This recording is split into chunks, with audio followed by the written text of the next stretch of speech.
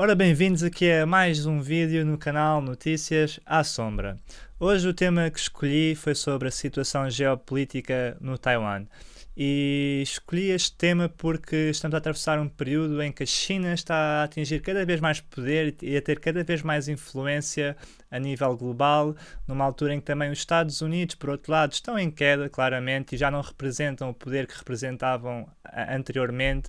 E, portanto, posso-vos passar aqui umas declarações do embaixador chinês nos Estados Unidos, e é com estas declarações que eu vos pretendo demonstrar a gravidade deste tema do Taiwan. O embaixador chinês nos Estados Unidos, foi isto que ele disse o ano passado: se as autoridades taiwanesas, encorajadas pelos Estados Unidos, continuarem seguindo o caminho da independência, provavelmente irá envolver a China e os Estados Unidos, os dois grandes países, num confronto militar. Então vamos aqui à análise no canal Notícias à Sombra.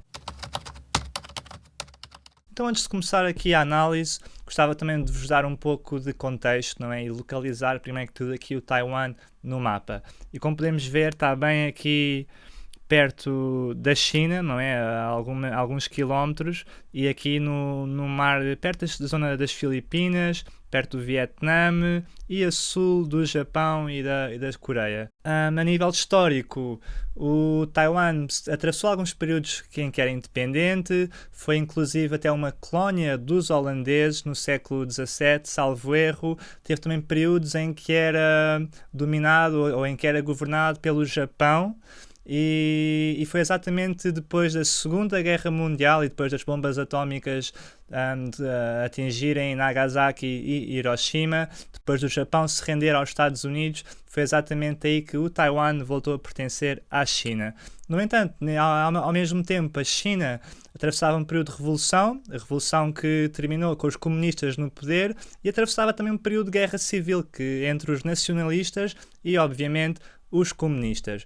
Os comunistas liderados por Mao Tse-tung, que eventualmente foi o líder do país e criou o sistema que ainda hoje está no poder na China continental, e os nacionalistas eram liderados por um general Chiang Kai-shek que não conseguiu enfrentar as tropas comunistas e teve que refugiar-se no Taiwan. Isto aconteceu em 1949 e foi exatamente aí que os nacionalistas chineses passaram para o Taiwan e ficaram no poder nesta ilha. E durante muito tempo o governo do Taiwan continuava a ver-se como o governo legítimo da China e não os comunistas. No entanto, eles obviamente que não conseguiram retomar o poder. Pelo contrário, os comunistas aumentaram o seu poder e continuam ainda hoje a dominar a política na China. Não existe qualquer oposição.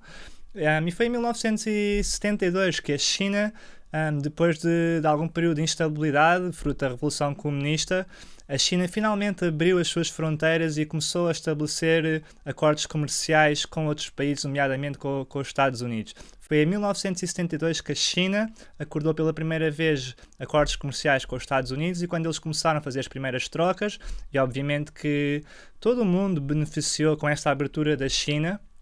Temos que ser sinceros, a China é um grande produtor industrial e tem uma grande população e tem um poder cada vez mais importante na economia global. Mas em 1972 ainda não era bem assim, eles estavam apenas a começar, e quando na altura estes primeiros acordos foram assinados, um dos compromissos dos Estados Unidos, mas não só, de toda a comunidade internacional, um dos compromissos para ter relações com a China era o que eles chamam o princípio de uma China. Portanto, para ter acordos com a China, temos que ver toda a China sendo uma China, ou seja, a China e o Taiwan pertencem à China. E para o governo chinês não há dúvidas sobre isso. E para os governos que na altura, nos anos 70, começaram a estabelecer relações com a China, também não havia dúvidas sobre isso. O Taiwan, eventualmente, virou uma democracia, isto foi nos anos 90, após esse período também se desenvolveu como economia e é hoje em dia uma das economias mais fortes aqui deste sudoeste asiático, e o povo do Taiwan vive num sistema muito parecido com o que nós temos aqui no Ocidente e tem muitas liberdades, inclusive a liberdade de expressão para criticarem o seu governo à vontade, como não é na China comunista.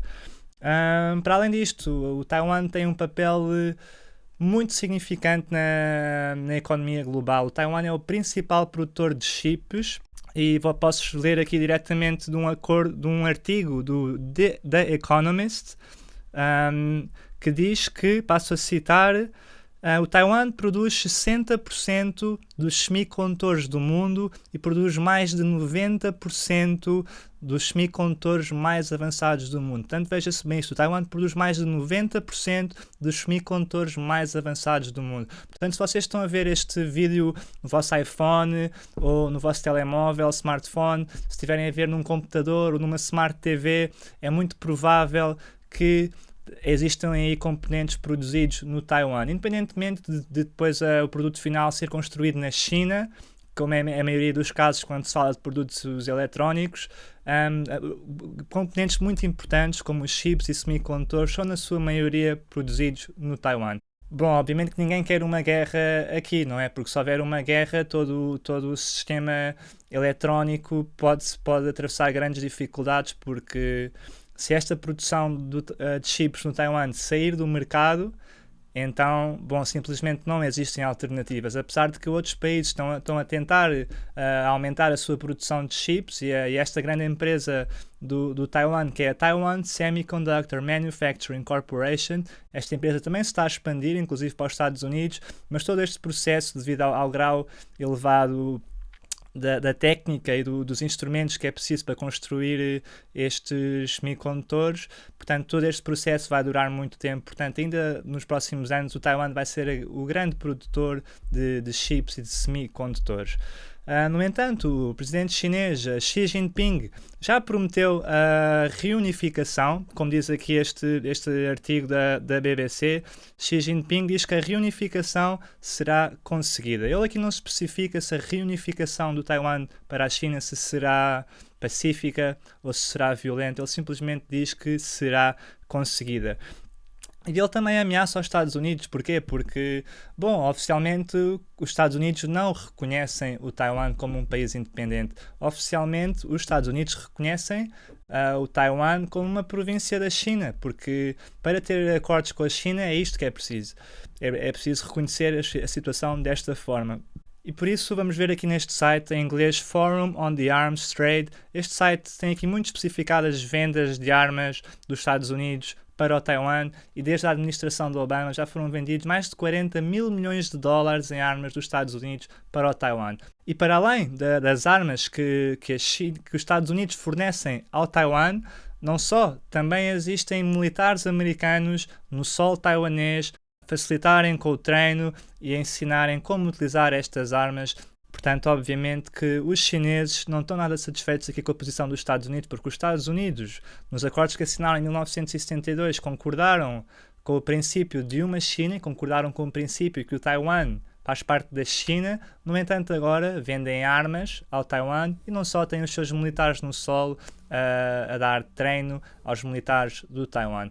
Desde há muito tempo que tanto o Taiwan como a China fazem exercícios militares e do lado da China praticam invasões, inclusive mandam mísseis por cima do Taiwan, e é perfeitamente normal ter os aviões chineses a trespassar o espaço aéreo do Taiwan. É perfeitamente normal ter navios de guerra chineses a trespassarem as águas do Taiwan, e para o Taiwan também é perfeitamente normal estarem a fazer exercícios militares, a praticarem uma defesa ou uma possível invasão. O ano passado, Nancy Pelosi, uma das principais representantes do Partido Democrata, fez uma visita inesperada ao Taiwan, o que deixou o governo chinês muito chateado, e foi exatamente aí que um dos maiores exercícios militares da parte da China foi efetuado depois dessa visita, e nesse exercício houve dezenas de barcos e vários aviões que passaram pelo espaço aéreo taiwanês. Os barcos estavam nas águas taiwanesas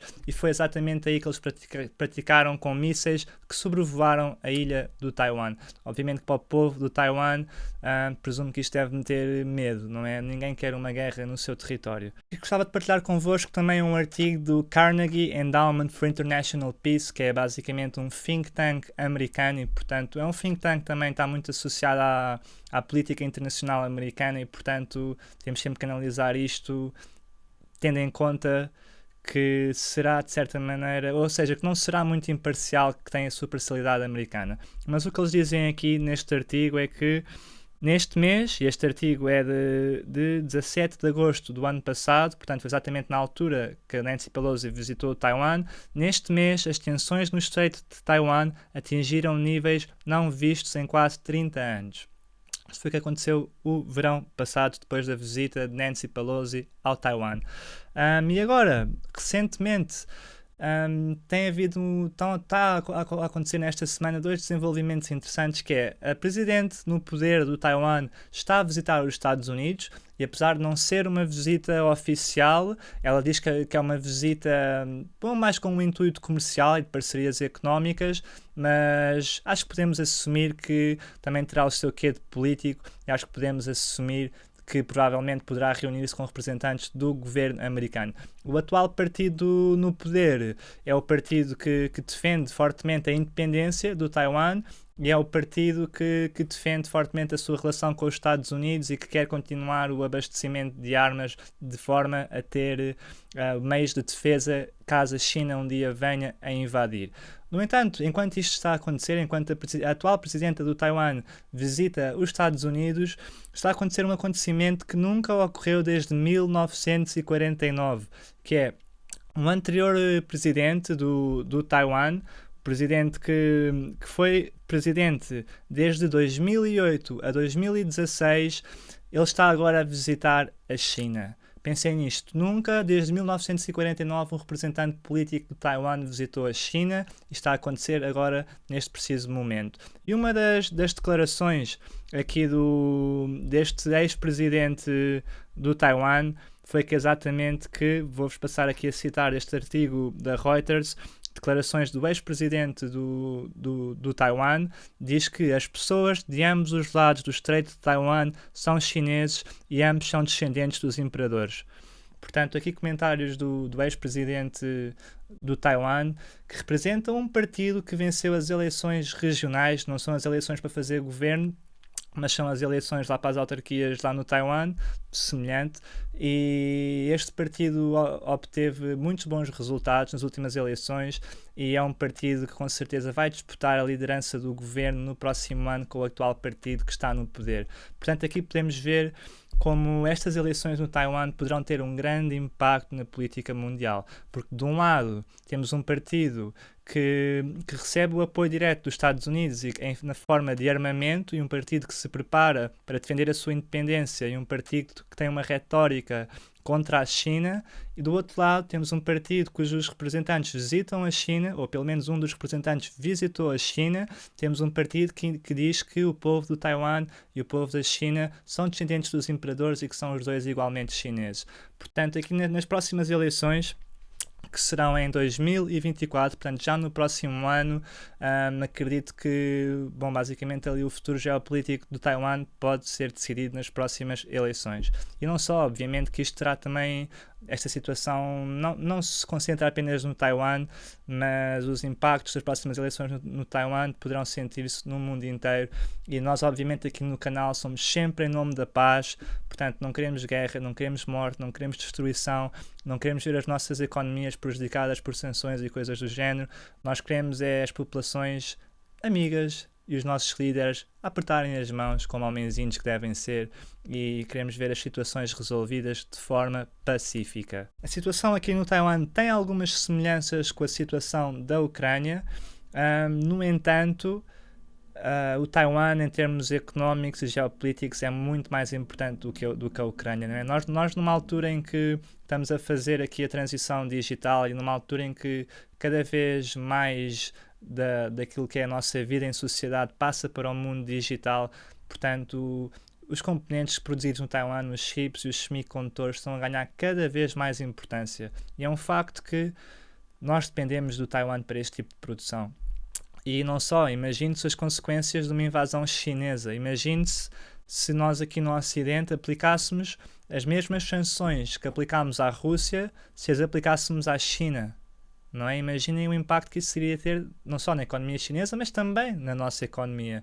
É que, nós com certeza se virem nas vossas casas por materiais que sejam feitos made in China, com certeza são muitos, não é? E portanto, bom, acima de tudo, e apesar de, bom, não me revejo na ideologia comunista, não me revejo na falta de liberdade que o povo chinês tem, apesar de não me rever nisso, também não quero entrar em guerra e em conflito com eles. Isso é um problema para o povo chinês resolver. Nós aqui também temos os nossos desafios nas nossas supostas democracias e com os nossos queridos líderes. Portanto, acima de tudo, acho que nós temos é que chegar a um acordo de paz e que não haja guerra. Acima de tudo isso. E pronto, aqui em relação a esta situação geopolítica no Taiwan, já vos apresentei tudo o que eu vos queria apresentar neste vídeo. Portanto, muito obrigado por terem assistido. Não se esqueçam de deixar o vosso like, deixem um comentário, digam-me o que é que acham. Subscrevam ao canal, por favor, e partilhem o vídeo. E vou deixar também na descrição alguns links. Não se esqueçam de seguir também o canal nas nossas redes sociais. E mais alguma coisa? Não, acho que não. Só dizer que gosto muito de vocês e obrigado por estarem aqui mais uma vez. E não percam o próximo episódio, porque nós também não.